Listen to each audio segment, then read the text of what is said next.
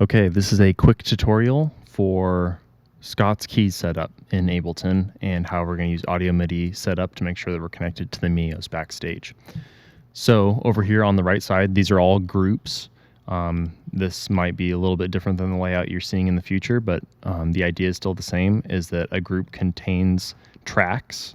And so this is like if we scroll down, you'll see all the individual tracks that go into the miscellaneous channel. And then on the console, we have a stereo pair of miscellaneous inputs.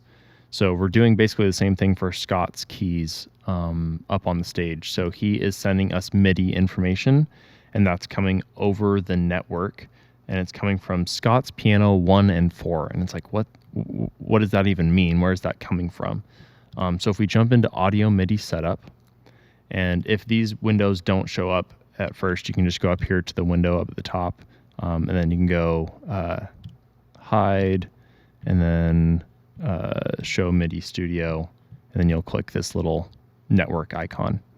And look at that. This is where we label, that's where Ableton's getting the name. This is where we labeled where we're pulling in MIDI information from. So Scott's piano 1 and 4.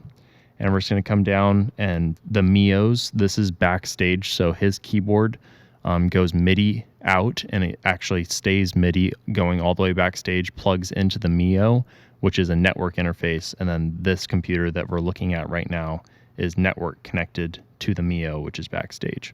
And we currently have it set up to be on 4 different connections. And so I'm just clicking on the top one and holding shift and clicking on the bottom one. And if we hit connect, boom, we're set and ready to go. If this really got messed up, which we do not want to happen, but is possible, you could come back into the link MIDI and make sure that only track is on for Scott's piano. That lets him play. And then remote is on for his little launcher pad, which is coming in over the same network. We should probably split that out in the future to 2 separate ones, but that's how it works currently, because that makes the audio MIDI setup a little bit more simple. So if either of these were off for some reason, or if like these are grayed out, you could come back in here and be like, oh, that was totally the problem. And then you'll be good to go. And making sure that monitor is set to in. If it's on auto, it has to be selected to be played. And if it's off, you're never going to get sound from it. His foot pedal MIDI map, I guess, is if you come into our MIDI mapping and expand it over here on the side, you can see what is and what isn't MIDI mapped. And you can see that I also put some maximum values here on the side. So because he is summing down to 1 stereo track for his sounds, I didn't want, if he's going full bore for all of them, -6 seemed to be that's my guess as to he's probably not going to exceed 0 with the sounds that he's using. But you can see, boom, track volume is what we're mapping to for each of these. So if I was to open up his synths, you can come down in here and see that these MIDI assignments are the ones that are listed over here, which is great. But yeah, the rest looks good. And then how this is then getting out is if we open our sends and returns, you can see that everything other than the bass, because we're sending the bass out a separate channel, is being summed to this A keys group.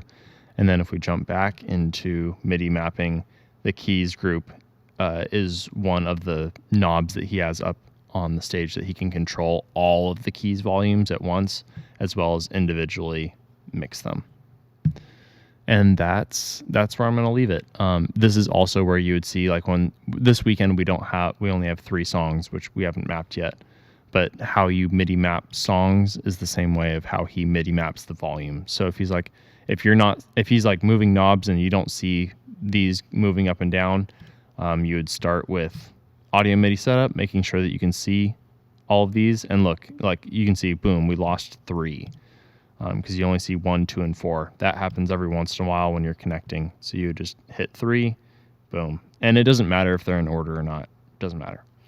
And then once you're done with this, you can quit out of it. It keeps running. If I were to open it back up, it would still show that all of the connections are good to go. And boom, it's behind it. But if that didn't show up, it would be show MIDI Studio there, 1, 2, 4, 3. Great. Okay, now that's where I'm going to leave it off. I'll come back and add to this or totally re-record the video if this was not helpful. There you go.